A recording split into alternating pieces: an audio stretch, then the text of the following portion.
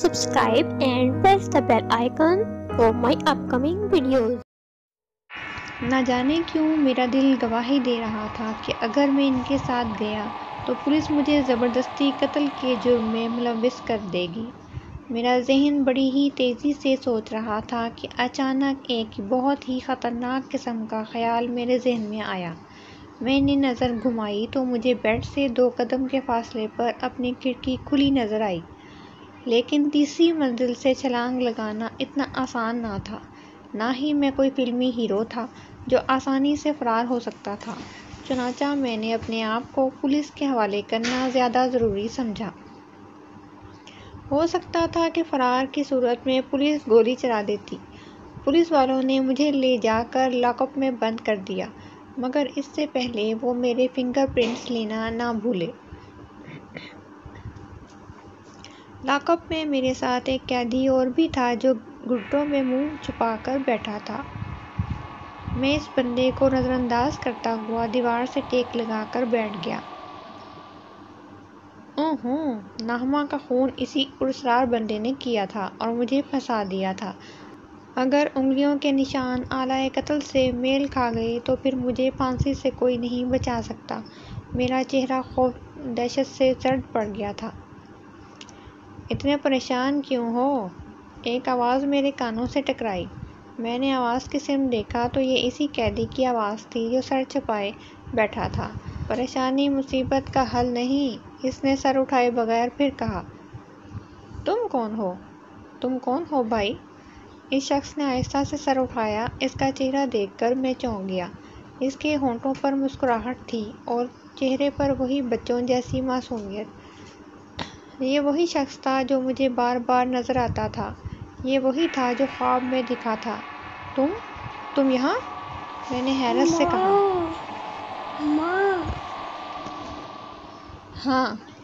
ہاں میں۔ وہ مسکرایا۔ مجھے ایسا لگا کہ جیسے اس کی مسکراہٹ میں تضحیک کا عنصر ہو۔ تم کون ہو؟ مجھ سے کیا چاہتے ہو؟ میرا نام دیال ہے۔ اگر تم اس دن میرا کہا مان لیتے تو آج اس لاک اپ میں نہ ہوتے۔ اگر تم اس دن میرا کہا مان لیتے تو آج اس لاک اپ میں نہ ہوتے، وہ سنجیدگی سے بولا۔ تو اس کا مطلب خون تم نے کیا ہے؟ میں نے غصے سے کہا۔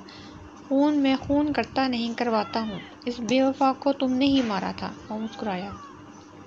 کیا مطلب؟ میں نے چونک کر کہا۔ مطلب یہ کہ میری جان، دیال ناطرک ودیا ہپنوٹائزم کا ماہر ہوں۔ تم کو اور تمہاری محبوبہ کو میں نے اس رات اپنے وش میں کر لیا تھا، لیکن تمہیں ایسا لگا کہ تم سو رہے ہو اور تم نے خون کر دیا اور بلی پوری ہو گئی۔ بلی؟ میں نے حیرت سے کہا۔ ہاں بلی، دیوی ماں کی بلی، مگر تم ڈر گئے اور سارا کھیل چوپٹ ہو گیا۔ مگر اب بھی کچھ نہیں بگڑا، اب تم میرے ساتھ چل کر وہ چیز نکالو گے۔ اس کا لہجہ سرد تھا۔ مگر میں ہی کیوں؟ اور بھی تو لوگ ہیں۔ میری حیرت برقرار تھی۔ دیال ٹھنڈی سانس لے کر بولا۔ یہ ایک راز ہے، بس یہ جان لو کہ میرا کام صرف تم ہی کر سکتے ہو اور دوسرا نہیں۔ اس کی آواز میں سنجیدگی تھی۔ کیا مطلب؟ میں نے شدید حیرت سے جواب دیا۔ مطلب یہ بھولے لال، جب تیری پیدائش ہوئی آسمان پر پورا چاند تھا اور تیرے ہاتھ پر چندرما کا نشان تھا۔ ایسے لوگ چندر پتر کہلاتے ہیں اور صدیوں میں پیدا ہوتے ہیں، دیال مسکرا کر بولا۔ اس کی بات سن کر مجھے غصہ آنے لگا تھا۔ کسی فضول سی بات پر، کسی کالے جادو کے چکر میں اس نے میری زندگی خراب کر دی۔ میرا دل چاہا اس کا گلا دبا دوں۔ میں غصے سے ہونٹ چباتے ہوئے بولا۔ نہیں، کام تو میرا تیرا نہیں کروں گا، چاہے 2 کچھ بھی تو کر لے۔ اس کا مطلب مجھے تم کو اپنے وش میں دوبارہ کرنا ہوگا، اس نے سنجیدگی سے کہا۔ وش میں؟ وش میں تو بعد میں کرے گا، مگر اس سے پہلے میں تجھ کو چھوڑوں گا ہی نہیں۔ تو نے میری زندگی برباد کی ہے کتے، میں نے غصے میں دانت پیستے ہوئے جواب دیا اور اچھل کر اس کا گریبان پکڑ لیا۔ ارے کرتا ہوا دیال پیچھے ہونے کی کوشش کرنے لگا، مگر میں نے اس کو موقع ہی نہ دیا۔ گلے پر دباؤ بڑھتا گیا، اس کی چیخیں بلند ہونے لگیں۔ چند لمحوں میں سارے حوالداروں نے مجھے گھیر لیا اور مارنا شروع کر دیا۔ چھڑوانا شروع کر دیا۔ جب میں نے اس کو چھوڑا تو وہ مردہ ہو چکا تھا۔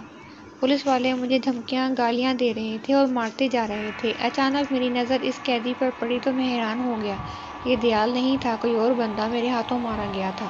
گویا میرے ہاتھوں دیال نے ایک قتل اور کروا دیا تھا۔ وہ سچ کہہ رہا تھا کہ وہ کالے جادو کا ماہر ہے۔ پولیس والوں کی مار سے میں نیم بے ہوشی کی کیفیت میں تھا۔ بس اتنا یاد تھا کہ میرے کانوں میں ایمبولینس کے سائرن گونجنے لگے تھے۔ نہ جانے میں کب تک بے ہوش رہا۔ ہوش میں آیا تو مجھے اپنا سر بھاری بھاری سا محسوس ہو رہا تھا۔ بالکل ایسا محسوس ہو رہا تھا کہ سر پر مسلسل ہتھوڑے برس رہے ہوں۔ میں نے ہلنے کی کوشش کی تو منہ سے بے ساختہ سسکاری نکل گئی۔ جسم پھوڑے کی طرح دکھ رہا تھا۔ پولیس والوں نے نہایت بے دردی سے مارا تھا۔ درد کی شدت سے سر پھٹا جا رہا تھا۔ میں نے آہستہ سے آنکھیں کھول دیں، آہستہ سے گردن گھما کر جائزہ لینا چاہا۔ کچھ سجائی نہ دیا کہ میں کہاں ہوں۔ روشنی کی ہلکی سی شعاع فرش پر پڑ رہی تھی جو کہ کھڑکی سے نکل کر فرش پر پڑ رہی تھی۔ لاک میں نیم اندھیرا تھا۔ میں نے فرش پر لیٹے لیٹے سر اٹھا کر دیکھا تو چھت پر ایک میلا سا بلب لٹک رہا تھا جس کی وجہ سے لاک اپ پوری طرح سے تاریک نہ تھا۔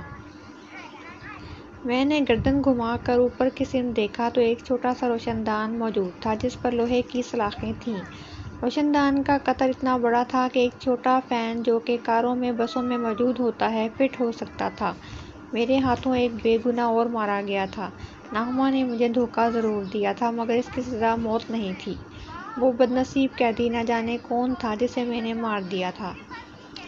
اب تو لازمی موت میرا مقدر ہے۔ جسم کی چوٹیں تو دکھ رہی تھیں مگر بھوک سے بھی برا حال تھا۔ چنانچہ میں آہستہ سے کھسکتا ہوا اٹھا اور جیل کی سلاخیں پکڑ کر چلانا شروع کر دیا۔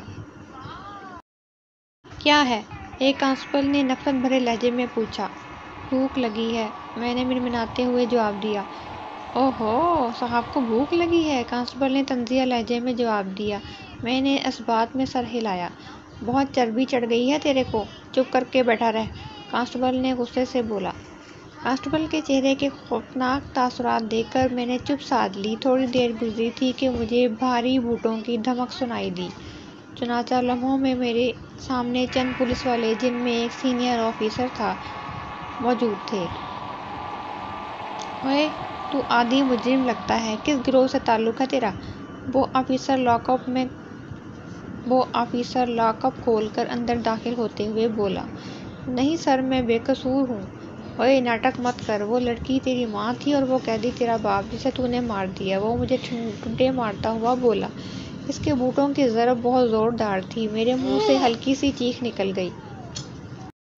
پیار سے اپنے گروہ کا نام اور اپنے جرموں کی تفصیل بتا دے، ورنہ شیر خان کی مار سے پتھر بھی کانے لگتے ہیں۔ شیر خان کرسی پر بیٹھتے ہوئے بولا۔ میرا کوئی گروہ نہیں، میں بے گناہ ہوں۔ بے گناہ کا بچے، تیرے فنگر پرنٹس اور آلۂ قتل پر پائے جانے والے نشانات میچ ہو گئے ہیں اور وہ SMS جو تو نے اس لونڈیا کو کیے تھے پولیس کو مل گئے ہیں۔ اب تو پھانسی سے تجھے کوئی نہیں بچا سکتا۔ بہتری اسی میں ہے کہ پولیس کی مدد کر، اپنے گروہ کا نام بتا اور سرکاری گواہ بن، پھانسی سے بچ جائے گا۔ شیر خان طنزی انداز میں مسکرا کر بولا۔ میرا کوئی گروہ نہیں، میں بے گناہ ہوں، میں نے تقریباً چلاتے ہوئے کہا۔ اوہ، اس کا مطلب تو لاتوں کا بھوت ہے۔ انسپکٹر مسکرا کر اٹھا اور میرے بال پکڑ لیے۔ اس کے بعد جو ہوا وہ سوچتے ہوئے دل تھرا جاتا ہے۔ آج معلوم ہوا تھا کہ 3rd ڈگری کیا ہوتی ہے۔ ان جلادوں کے جانے کے بعد میں اپنی تازہ چوٹوں کا ماتم کرنے لگا۔ آنکھیں درد اور بھوک کی شدت نے جان عذاب کی ہوئی تھی۔ کچھ ہی پل گزرے ہوں گے، مجھے ہلکی سی آواز سنائی دی۔ وہ آواز قدموں کی آہٹ سے مشابہ تھی، شاید پھر کوئی پولیس والا تھا۔ میں نے سر اٹھا کر دیکھا تو میری آنکھیں کھلی رہ گئیں۔ وہی دشمن جاں دیال لاک اپ میں موجود تھا۔ تم یہاں؟ میں نے حیرت سے پوچھا۔ ہاں، دیال ہر جگہ آ سکتا ہے اور تم میری قوت کا معمولی نمونہ دیکھ چکے ہو۔ وہ مسکرایا۔ تم مجھ سے کیا چاہتے ہو؟ کون سا بدلہ نکال رہے ہو؟ میں نے درد سے کراہتے ہوئے جواب دیا۔ تم میرے ساتھ چلو، یقین مانو میرا ساتھ دینے میں ہی فائدہ ہے۔ کیا فائدہ ہے؟ اگر میرا ساتھ دو گے تو جان بھی بچ جائے گی اور 10 کروڑ بھی ملیں گے۔ وہ مسکرایا۔ 10 کروڑ؟ میرا منہ حیرت سے کھل گیا۔ ہاں، جس خزانے کی تلاش میں ہوں اس کا نقشہ اور اس خزانے تک مجھے تم ہی لے جا سکتے ہو۔ اس نے ایک ہی سانس میں اپنی بات مکمل کر دی۔ خزانہ؟ 10 کروڑ؟ میں نے سکتے کی سی کیفیت میں جواب دیا۔ ہاں 10 کروڑ، اتنے پیسے تم 7 جنم میں بھی نہیں کما سکتے، یہ بات پہلے بھی کر سکتے تھے، مجھے پھنسایا کیوں؟ تم پیار سے ماننے والے نہیں تھے، اس لیے تھوڑا سبق دیا۔ میں تیار ہوں، مگر پہلے مجھے جیل سے نجات دلاؤ۔ ہاں، دیال دوستوں کا دوست ہے، میرا ہاتھ پکڑ لو۔ اس کے کہنے پر میں نے اس کا ہاتھ پکڑ لیا۔ ہاتھ پکڑتے ہی مجھے ایک جھٹکا سا لگا، پھر مجھے ایسا لگا کہ میرے ارد گرد اندھیرا چھا گیا ہو۔ اندھیرا چھٹا تو میں نے دیکھا کہ میں ایک سجے سجائے عالیشان بیڈ روم میں موجود ہوں۔ کمرہ نہایت ٹھنڈا تھا اور دیال نہایت قیمتی سوٹ میں کرسی پر موجود ہے۔ ہم کہاں ہیں؟ میں نے کراہتے ہوئے پوچھا۔ چوٹوں میں درد اور بھوک سے برا حال تھا، غریب خانے پر، اس نے فخریہ انداز میں جواب دیا۔ لگتا ہے درد بہت ہے اور بھوک لگی ہے۔ میں نے سر ہلایا۔ میرے سر ہلاتے ہی وہ کمرے سے باہر نکل گیا۔ چند لمحے گزرے ہوں گے کہ کمرے کے پرسکون ماحول میں مجھے نیند آنے لگی۔ میں اونگنے والی کیفیت میں تھا کہ مجھے کسی نے جھنجھوڑ کر اٹھا دیا۔ دیال ہاتھ ایک مٹی کا پیالہ لیے کھڑا تھا۔ دیال ہاتھ میں ایک مٹی کا پیالہ لیے کھڑا تھا۔ اسے پی لو، یہ دیوتاؤں کا ودھان ہے، یہ درد بھوک پیاس کا علاج ہے۔ اس نے پیالہ میری طرف بڑھاتے ہوئے کہا۔ میں نے لرزتے ہاتھوں سے پیالہ لے لیا۔ پیالہ لیتے ہی ایک عجیب سی کراہت آمیز بدبو مجھے محسوس ہوئی۔ یہ کیا ہے؟ میں نے برا سا منہ بناتے ہوئے کہا۔ پی لو اسے چپ چاپ، یہ دیوی کا امرت ہے، اس نے سپاٹ انداز میں جواب دیا۔ میں نے اس مٹی کو دیکھا کہ اس پیالے میں گاڑھا سا مشروب موجود تھا۔ اس مشروب کا رنگ بالکل سوکھے ہوئے خون جیسا تھا۔ پی جاؤ اسے، اس کا لہجہ سرد تھا۔ دوسرے پل اس بدبودار مشروب کو میں نے نہ چاہتے ہوئے ہونٹوں سے لگا لیا۔ مشروب کا ذائقہ تھوڑا تلخ تھا۔ حلق سے نیچے اترتے ہی مجھ پر سرور سی کیفیت طاری ہونے لگی۔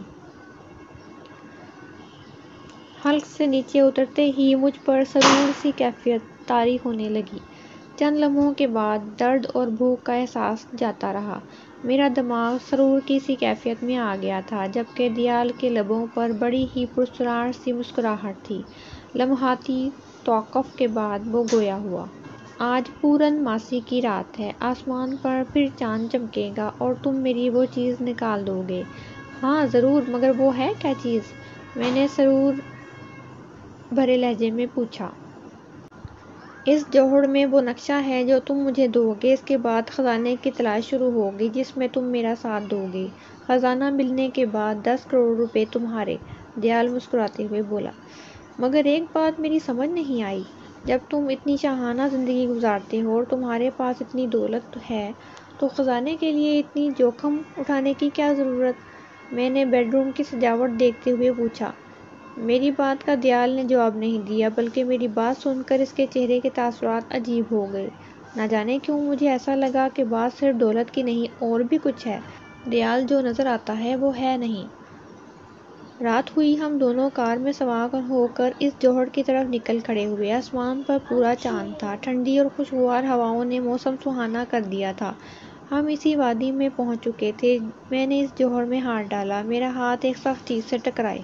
میں اس ٹھوس چیز کو باہر نکال رہا تھا کہ میرے کانوں سے تیز چیخ ٹکرائی۔ میرا ہاتھ لرز گیا۔ چیخ کسی خاتون کی تھی، آواز میں پھر وہی درد، کرب، دونوں کی آمیزش تھی۔ چیخ سن کر میرے رونگٹے کھڑے ہو گئے۔ امکان تھا کہ میرے ہاتھ سے وہ چیز دوبارہ نکل جاتی، مگر میرے بروقت حواس برقرار رکھنے کے سبب وہ چیز میں نے باہر نکال لی۔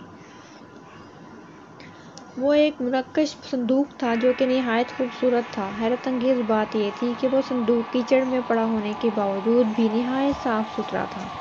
دیال کسی ندیدے بچے کی طرح اس صندوق کی جانب لپکا اور فوراً اس صندوق کو کھول لیا۔ صندوق کے کھلتے ہی ہلکی سی روشنی نکلی۔ میں نے دیکھا کہ صندوق میں چمکدار طے شدہ کاغذ موجود ہے۔ کاغذ دیکھ کر ایسا لگتا تھا کہ وہ کاغذ کسی مردہ جانور کی چمڑی سے تیار کیا گیا ہے۔ میں نے دیکھا کہ دیال کی آنکھوں میں لالچ بھری چمک ظاہر ہونے لگی ہے۔